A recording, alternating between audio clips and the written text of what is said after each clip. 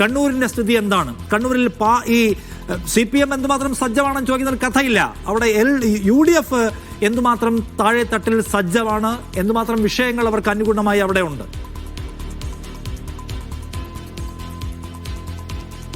നിഷാദെ, കഴിഞ്ഞ തെരഞ്ഞെടുപ്പിൽ ജില്ലാ പഞ്ചായത്തിലേക്ക് നടന്ന തെരഞ്ഞെടുപ്പിനകത്ത് 191,625 വോട്ടിന്റെ ഭൂരിപക്ഷമാണ് LDF നേടിയത്. ഇത്തവണയും സമാനമായ സാഹചര്യം ജില്ലാ പഞ്ചായത്തിൽ ഉണ്ടാകുമെന്നുള്ള വിലയിരുത്തൽ തന്നെയാണ് പൊതുവേ ഉള്ളത്. അത് നേരത്തെ നിഷാദ് സൂചിപ്പിച്ചതുപോലെ തന്നെ CPM-ന്റെയും അതുപോലെ തന്നെ LDF-ന്റെയും പ്രവർത്തനങ്ങൾ വളരെ നേരത്തെ തുടങ്ങിയിരുന്നു. അവർ സുസജ്ജമാണ് എന്ന് തന്നെ പറയാം.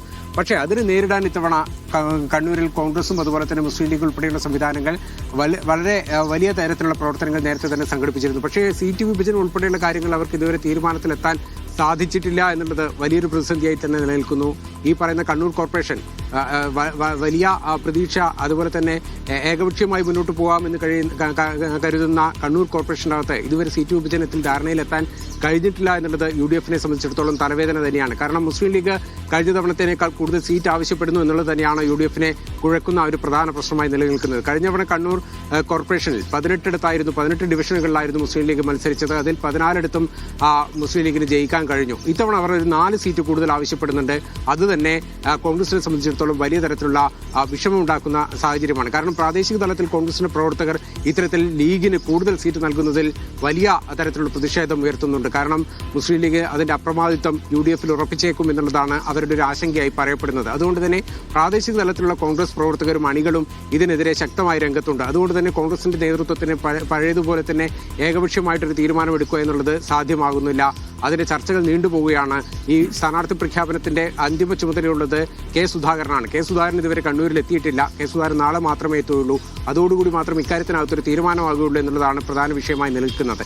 ഇതിനകത്ത് മറ്റൊരു പ്രധാന വിഷയമുള്ളത് ഇത്തവണത്തെ കണ്ണൂർ കോർപ്പറേഷൻ മേയർ സ്ഥാനം വനിതാ സംവരണമാണ്. ഈ വനിതാ മേയർ സ്ഥാനത്തേക്ക് പരിഗണിക്കുന്ന പ്രധാന സ്ഥാനാർത്ഥികളിൽ ഒരാൾ അഡ്വക്കേറ്റ് P. ഇന്ദിര എന്ന് പറയുന്ന നിലവിലുള്ള ഉദയംകുന്ന ഡിവിഷനിൽ നിന്നുള്ള സ്ഥാനാർത്ഥിയാണ്. കോൺഗ്രസിന്റെ സമന്വിതയായ ഒരു നേതാവാണ്. ഒപ്പം തന്നെ മറ്റൊരു സ്ഥാനാർത്ഥിയായിട്ട് വരാൻ താല്പര്യപ്പെടുന്നത് കോൺഗ്രസ് നേതൃത്വം താല്പര്യപ്പെടുന്നത് അമൃത രാമകൃഷ്ണനാണ്.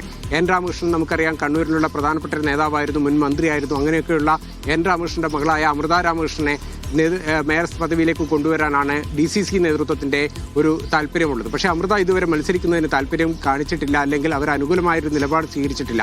എങ്കിലും അമൃതയെ അനുനയിപ്പിച്ചുകൊണ്ട് മേയർ സ്ഥാനാർത്ഥിയാക്കാനുള്ള നീക്കം കോൺഗ്രസിന്റെ ഭാഗത്തുനിന്നുണ്ടാകുന്നുണ്ട്. ഒപ്പം തന്നെ മഹിളാ കോൺഗ്രസിന്റെ ജില്ലാ അധ്യക്ഷയായിട്ടുള്ള ശ്രീജ മഠത്തിലും മത്സരരംഗത്തേക്ക് വരും എന്നുള്ളൊരു വിലയിരുത്തലുണ്ട്. ശ്രീജ മഠത്തിൽ വന്നു കഴിഞ്ഞാൽ മേയർ പദവി സംബന്ധിച്ചിട്ടുള്ള ഒരു ധാരണയിൽ എത്തുക എന്നുള്ളതും കോൺഗ്രസിനെ സംബന്ധിച്ചിടത്തോളം വലിയ തരത്തിലുള്ള പ്രതിസന്ധി ഉണ്ടാക്കുന്ന ഘടകമാണ്.